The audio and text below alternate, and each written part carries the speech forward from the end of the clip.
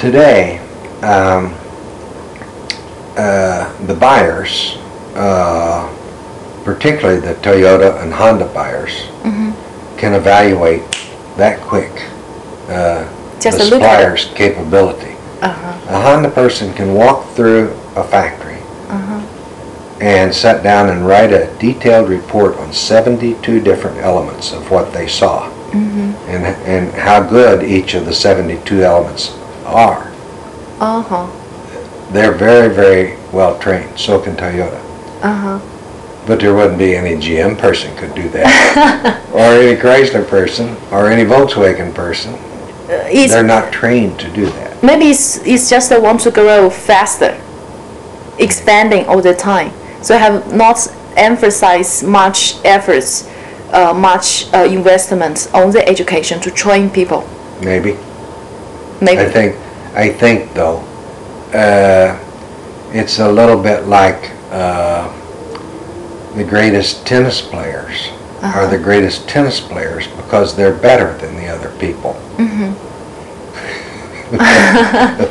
It always happens. It always happens. Yeah. Okay. And so, if the little guy that you're talking about wants to be the winner, then he needs to get better, not just put some certificate on the wall. Yeah, to do some real things. Do some to make real it happen. things, make it happen. Yeah. That's much more fun, actually, and to manage your business like a winner than it is just. And in the long-term side, Yeah. instead of the short-term, to get some quick business and pay back, and that's all. But maybe it's over already. Maybe it's over already. Okay. I have one question. Yes.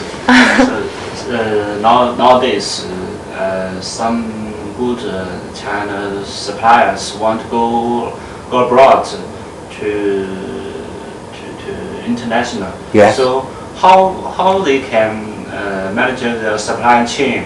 So the supply chain is very Important. and for that. And very complicated. Yeah. Well, some do. For example, I went to China a couple of years ago, and I forget the exact name of the company, but it's Formosa something another. Very, very large company from Taiwan. From Taiwan. And they had a place south of here that was a mile long, a half a mile wide, and they had all these businesses in here, and they had their own power. They had their own ships bringing in ore, copper ore, and it was fascinating. And they do business now all over the world. And they are owned by Taiwanese, but the last time I checked, Taiwanese are China people. The culture more like Japanese. Or are they?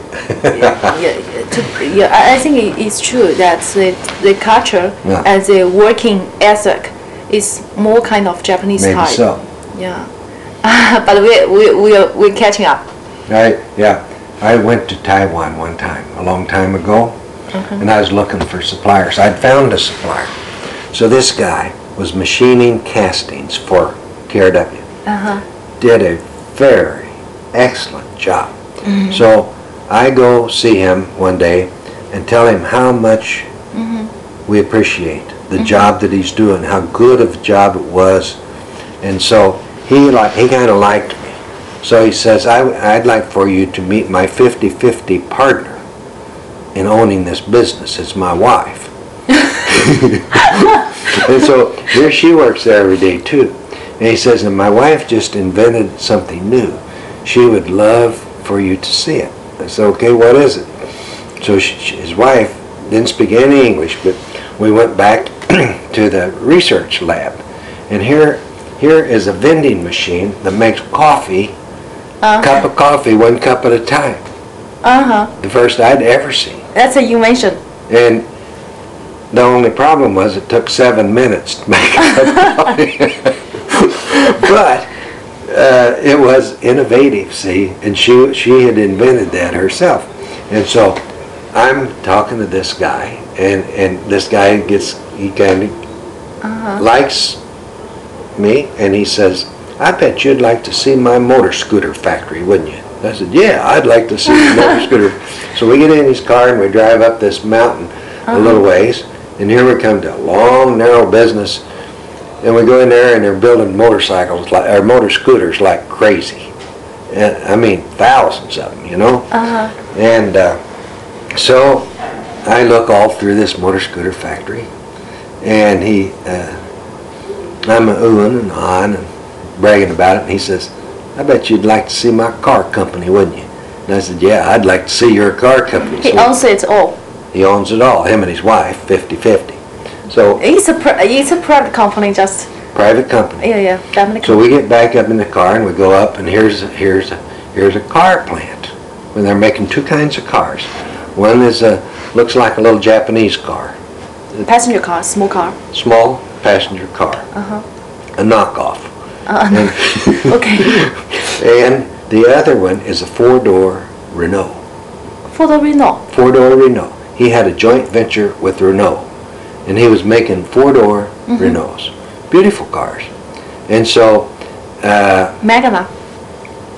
huh? Megane. I don't remember who it was. Okay. But anyway, he took me. He keeps liking me. So he took me, and he finally says, "I'd like to show you my research center." So we go into his research center, and he's at the last stages of copying that four-door Renault to make his own, and he's finalizing an engine that will work. And so I said, I don't think this is going to work so good. I said, you start making these cars, and Renault's going to find out, and they're going to be angry. And he says, oh no. Just put in different shapes. He says, I'll not make them all at once. I'll just make a few to start with, and then a few more to start with, and then a few more. And he said, they'll never know.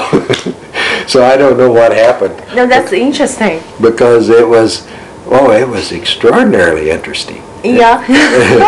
And so I don't know whatever happened, because that was the, not long after that I got the job at Honda. Okay. So I never knew what. But I'm sure though, I'm just sure that he made some four-door Renaults that looked exactly like the Renaults. And what's the real issue is that that's not ethical. Not ethical. Not right. Of course. And so maybe if I was Renault and I found out about it, I'd get me a big gun and I'd come and shoot that guy.